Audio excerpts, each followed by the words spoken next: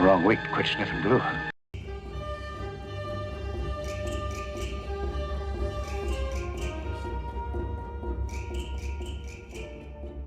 Well, hello and welcome back. It is week 3, unofficial week 3 of the Katinga project, and we're going to finish this week, and we're going to finish with finishes. It's only appropriate that we finish with finishes, and I'm going to say finish so many times you're going to get sick of it. So be forearmed. Forewarned is forearmed, I guess. But that's all we need to do. We need to patch up some seams that, you know, it's a model. It's going to have some seams that need filling.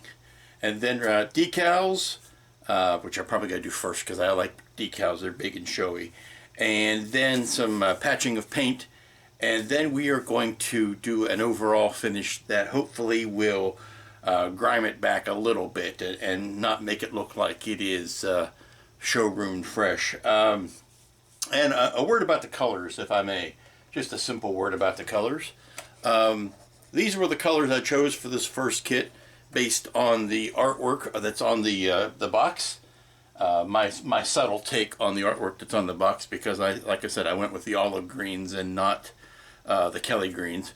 But that's completely up to you. It is completely subjective. If you want to go with, you know, neon colors, knock yourself out. I personally think they're missing the boat if they don't make a clear version of this that you could, you know, make like half V'ger destroyed and paint it up with the sparkles and the lightning bolts, and then have it to about here where, you know, this is the regular ship, but from about here back it is clear so that you can kind of show the effect of mid destruction. I think that would be a neat kit. Wouldn't really cost them anything more because all they got to do is cast the parts they have in the back in clear as opposed to the black. I just think it would be neat because you could put like a, I don't know, some sort of sparkling effect inside it and really go nuts with the lighting. I think that could be fun. Jamie, if you're listening, that would be a neat trick, I think. So let's get on with it. First thing I want to do is do some decals.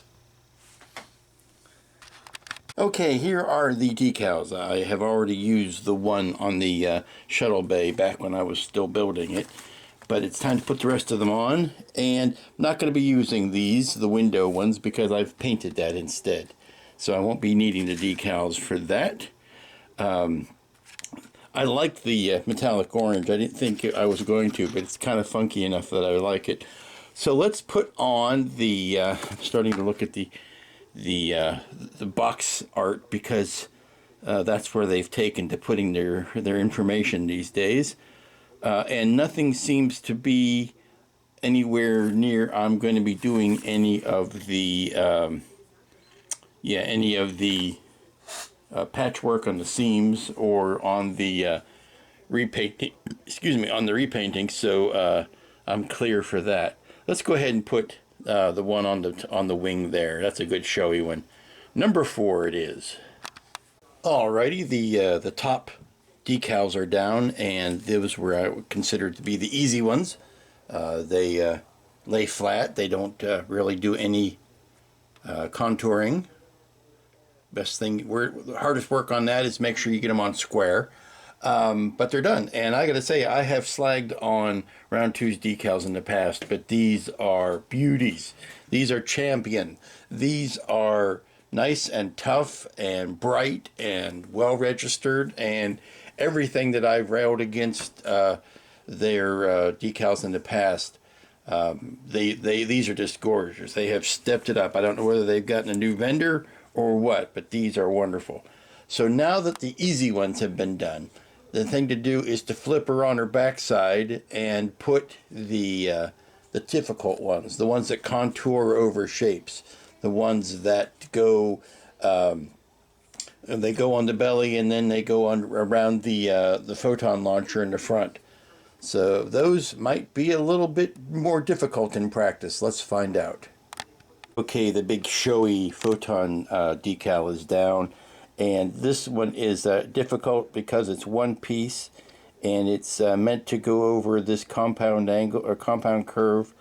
You can see where it's got some corners here, or some bubbles, not bubbles, but areas where, you know, they might want to cut a dart in there just to you can see where it's creasing. So I put some Solvaset over it in the hopes that it will kind of melt that the way it needs to and lay flat and take care of some of those.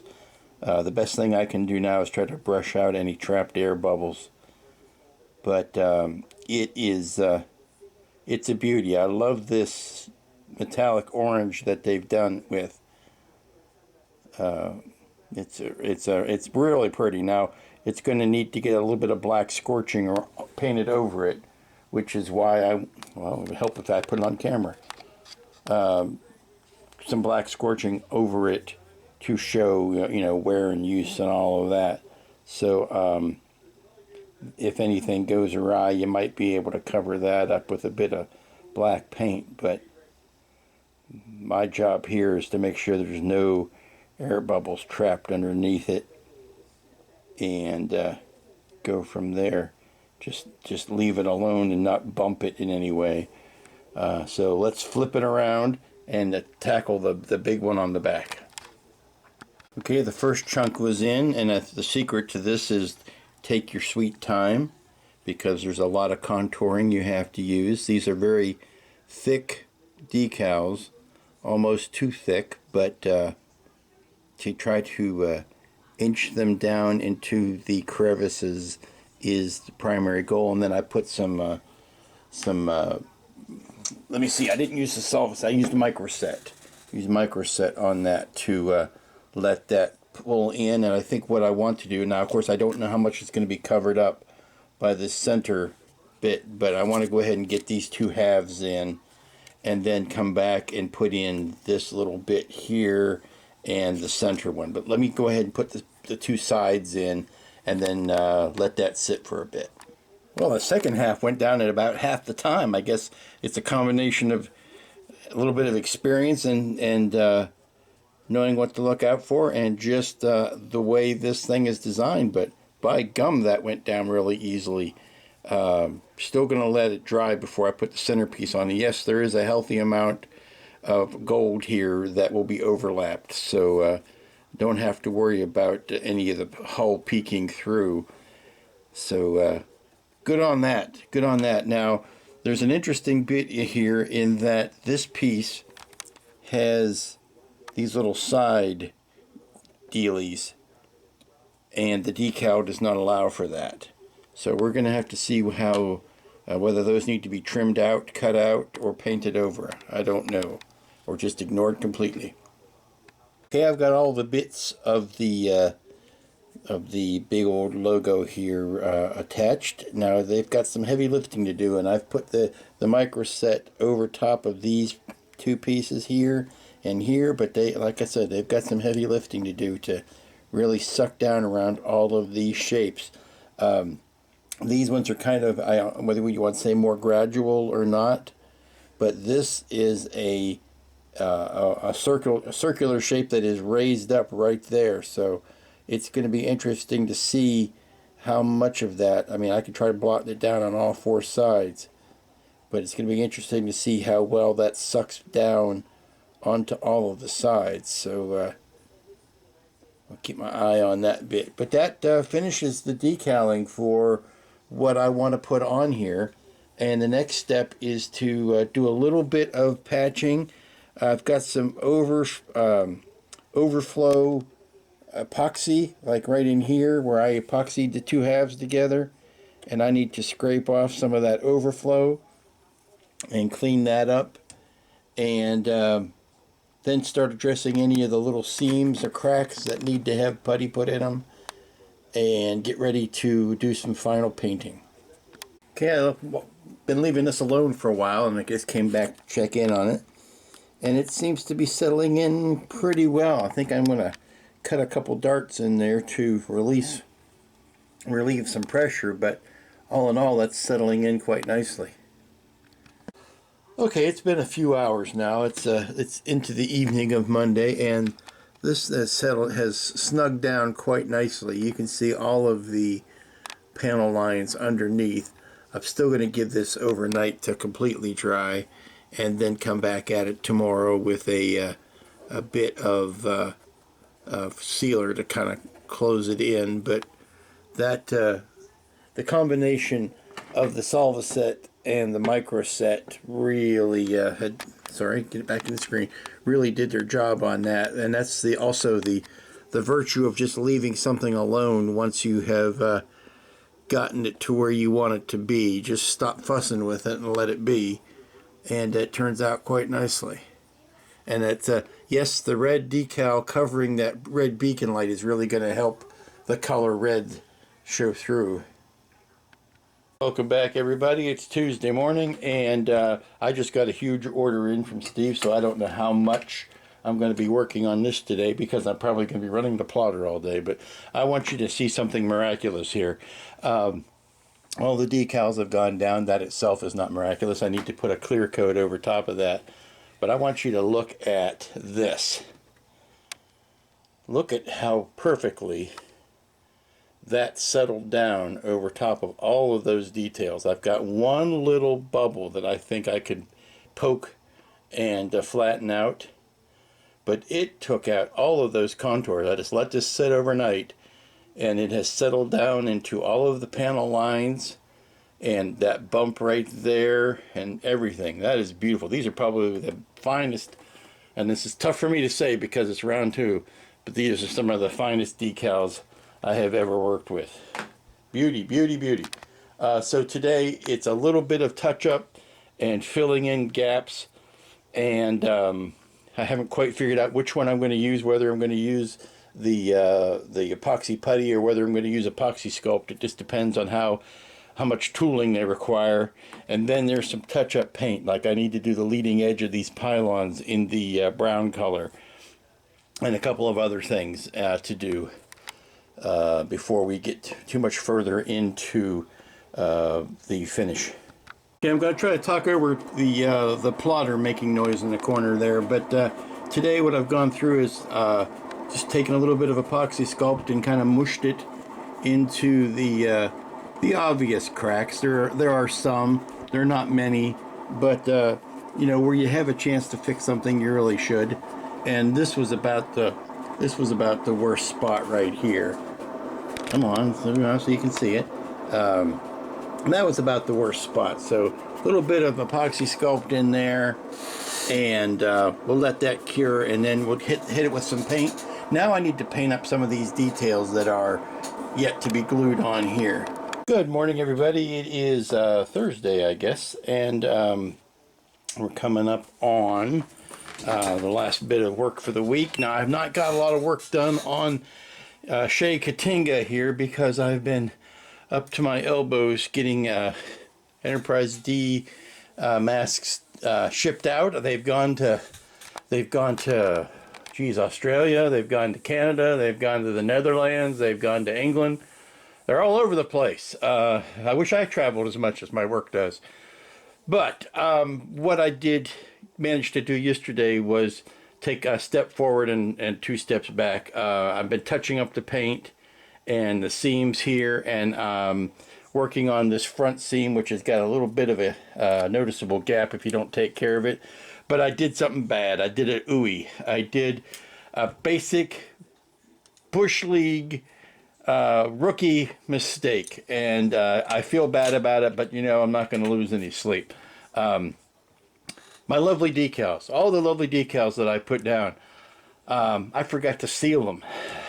So when I put the tape over this to mask the back, I pulled it off, and the decals that were on both sides came right up with the tape. Yes, they were beautiful decals. They were wonderfully applied, but I was a stupid rookie kid, and I forgot to seal them in before I put tape over them.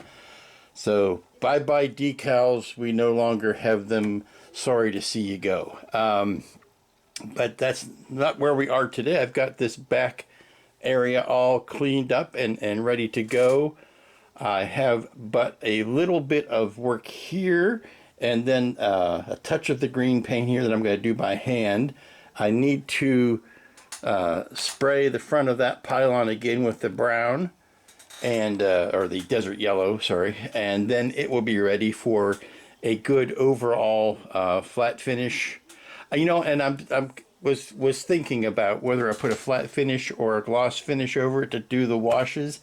And I got to tell you, the washes, I tried it, nothing was sticking. I tried a little inconspicuous area with the wash just to see, and I couldn't get it to stick as much as I wanted to. So I'm going to try it over flat, even though it's not generally recommended that way. So we're going to see how well that goes. Painting up the detail pieces that have yet to be put on. And here's a tricky thing, and people who have this kit will know. This is a wonderful way to hide your battery pack. You hide it right in there, and it goes. And I might, you know, if I was more industrious today, I might put some magnets to hold that in place. But you need to get to this switch.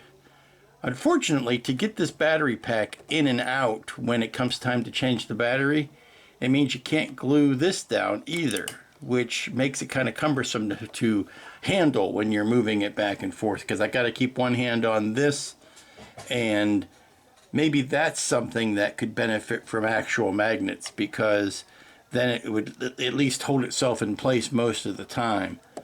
So I might think about whether it's worth trying to hide some magnets in there or not. The thing is, there's not really anything except these edges to hold it down to. There's not like a really good flat surface there to attach the magnets. So, but it's an annoyance. That's all it is. It's not gonna, you know, it's not gonna kill anybody. It's not gonna ruin anybody's day. But it's an annoyance. So let's get this last bit of paint touch up and get this guy ready for a flat coat. I brought the Katinga outside because it's turning out to be a beautiful day. It rained all morning and I thought that was going to be a washout for the day, but the sky is blue and the sun is shining, although I'm sitting on the shade of the deck here. I put a flat coat on the Katinga, and there's nothing like a flat coat to make a ship stop looking, or a model stop looking like a toy. All that glossiness that bugs me perennially when I see one on a model is all gone, and now we can get a good idea of what the colors look like out in the world. And now's the fun part, because you can see I started working on some dry brushing on the back there to kind of bring up some detail, and I'm going to do that on the ends of the nacelles. But now I need to get all grimy with it. And you can see I got some detail popping out there. So what I want to do is mix up a good grime wash that I can put over the whole thing. So let's take it back inside and do that.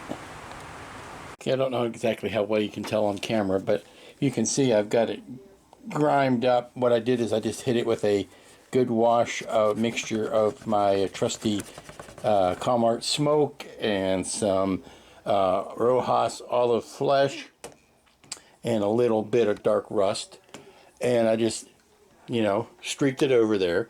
And then in certain parts I'm going back and wiping it down with a rag that's got a little bit of alcohol on it, and that's pulling some of the paint, not the paint, pulling some of the Comart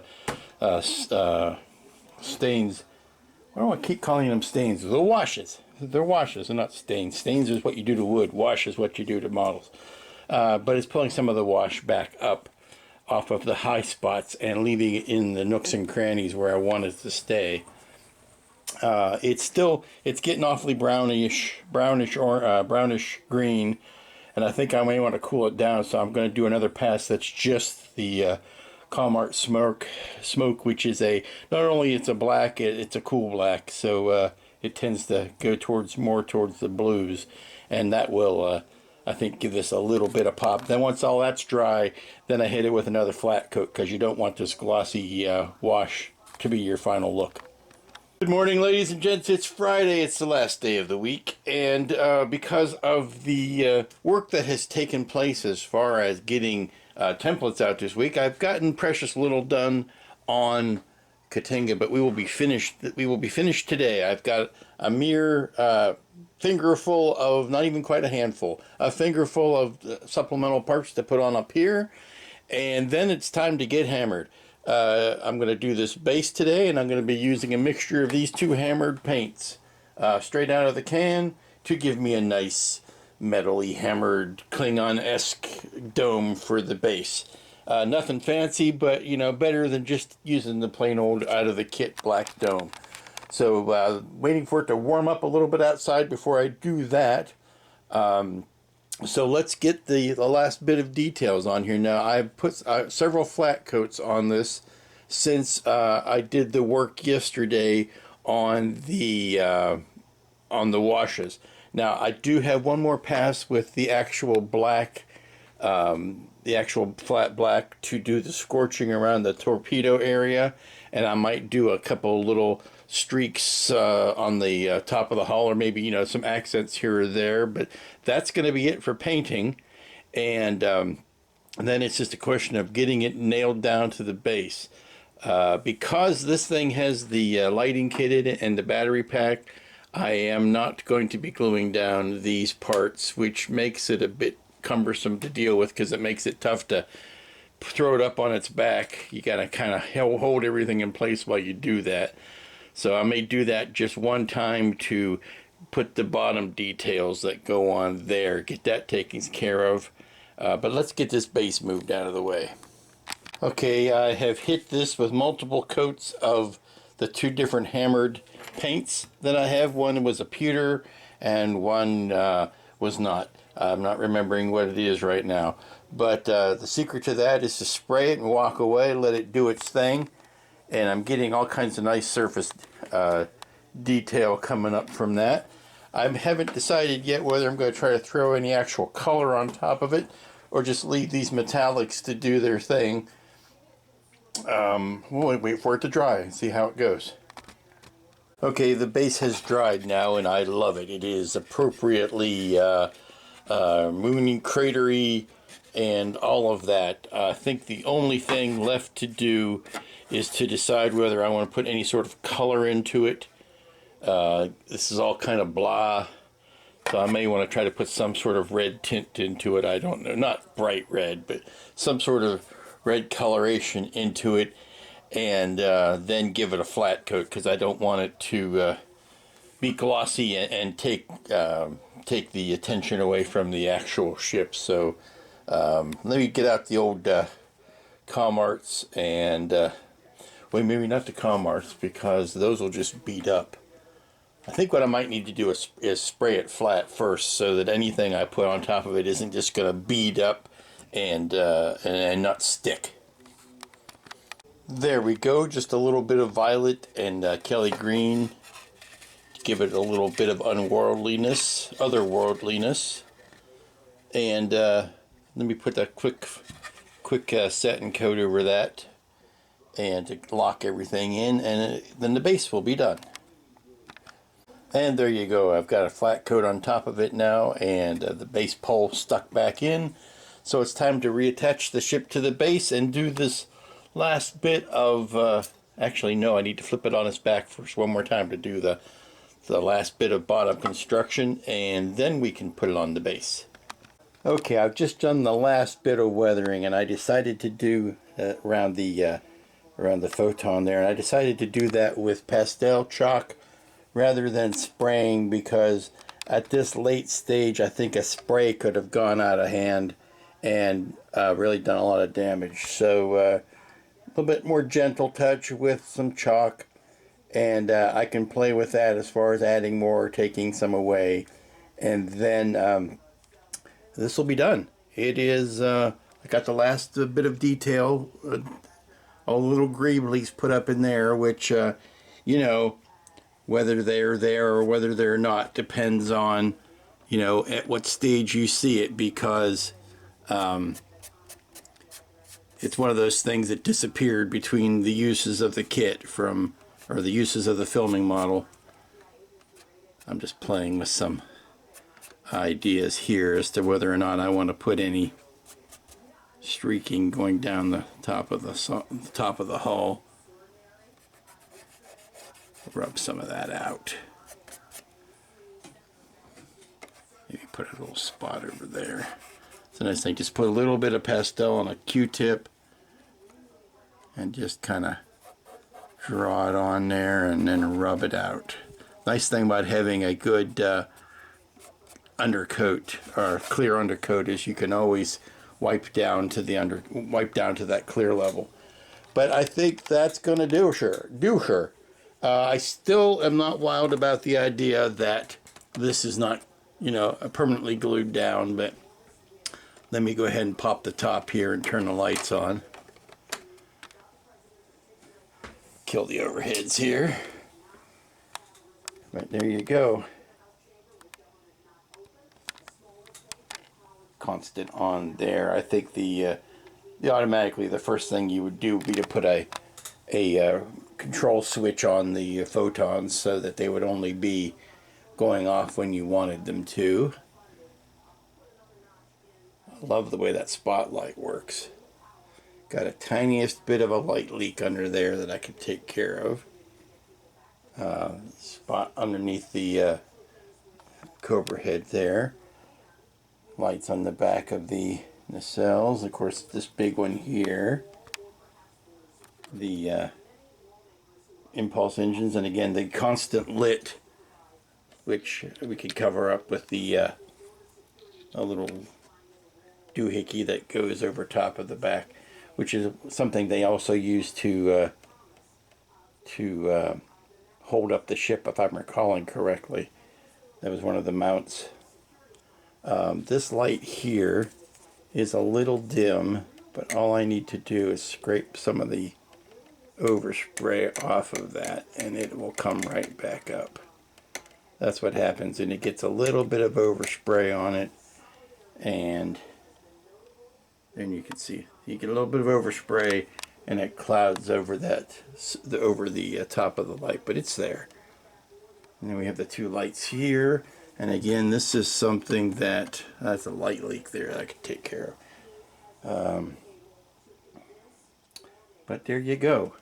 Not wild about how the windows up here are lit, but that's the method that the ship lighting uses. So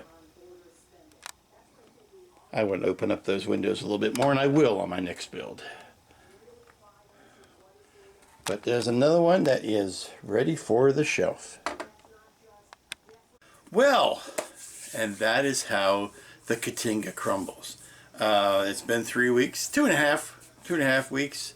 I say the half because I didn't spend a whole lot of concentrated time this week on the Katinga, only because I'm too busy filling orders, things like that cropped up. But I did have time to get the wash on it and get the base done and button up a few final things. But not a lot, heavy lifting as far as model building this week. I did get to have one of the neatest conversations I've had in a while.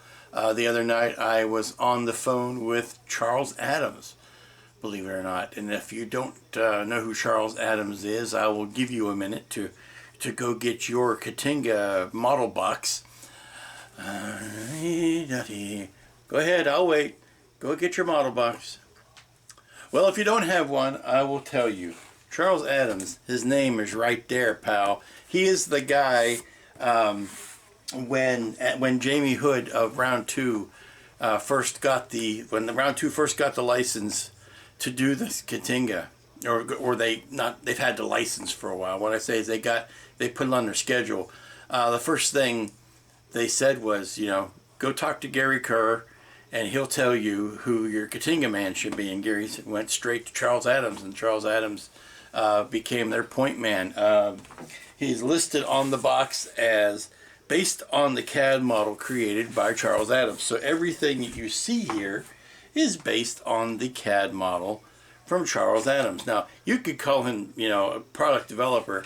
I call him the High Chancellor of the House of Katinga, because he is the guy what knows what goes where when it comes to Katingas. And he and I had a marvelous chat about paint schemes and filming models and what got changed when and what color things were and when it was repainted and when it wasn't. And that's the kind of stuff I love getting that information. As a kid who, always sent away for things as a child, and waited by the mailbox for them to arrive, the idea of being actually able to sit down and talk with one of the guys who, makes your toys. To me, when I was a kid growing up, buying toys was a very one-way street. The toy was there, I went and bought it. Now I actually get to talk to some of the people who have hands in creating the toys that I like, and that's neat. But anyway, Charles and I were talking, and he offered some solutions to some building problems, and I said, Charles, I really didn't have any problems putting this thing together. I mean, there were some things in the instructions. I don't use instructions. If I'm really stuck, I will use instructions. Or if I'm left with a piece and I'm going, where does this go? I might check the instructions. But, I just don't do it. It's just not in my nature. I kind of look at the things and see if it's obvious where it goes. So he was giving me point by point. Well, did you have this problem? And it's like, well, no. Did you have that problem? I said, well, no. It was kind of obvious how things were supposed to go together. There are some errors in the printed instructions. Well, if you don't use the instructions, you don't run into those errors. So I think we had a good chat, and definitely got some ideas for the paint scheme of the next Katinga, which won't be right away. It'll be a while because I need to get Ralph's lighting kit, and I need to get away from it for a while and then come back to it. There's a couple other things that are begging for attention. But once I come back to it, I have a copious amount of reference that Charles has provided for the new, for the next Katinga and the paint scheme thereof. So I'll leave that as a little kernel of mystery for next time. But the Enterprise D masks are going so well, and getting the Katinga masks ready to go, that took up a grand amount of my time this week. So until next week, when we will be starting something new, or I'll be perhaps finishing something I started and didn't get back to, I will say this to you: be good to each other, and we'll see you here next time.